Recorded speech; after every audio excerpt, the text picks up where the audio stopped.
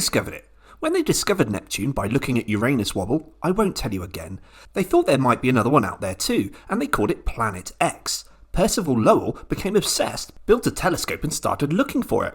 After a while he relaxed, and he ended up dying before it was found. The observatory he built then hired a young guy called Clyde Tombaugh, a guy who missed out on college because of a crop failure, so stayed at home to make his own telescope mirrors. This legend found Pluto. Then they voted on the name.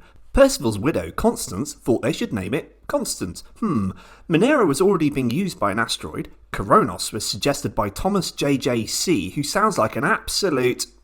Or Pluto, suggested by an 11-year-old girl from England. They all voted for Pluto, and little Venetia Burley won £5. What's it like to visit? Well, it's tiny. You'd probably bounce off it and float into space again. And it's dark. The sun looks like this here, but on Pluto it looks like this. Or rather, this.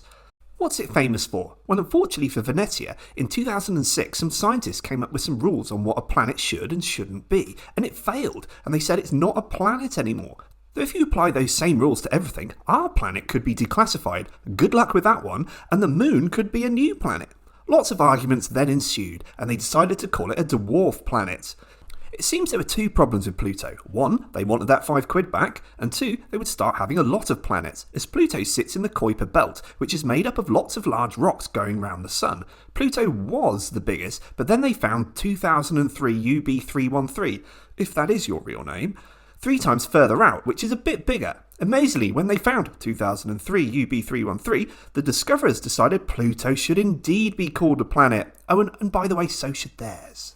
Have we been there? The Hubble Space Telescope took a few pictures, and then in 2015, New Horizons visited there and actually had to look for Pluto as it got there. It found it, phew, and took some pictures on its way to looking at other stuff in the Kuiper belt.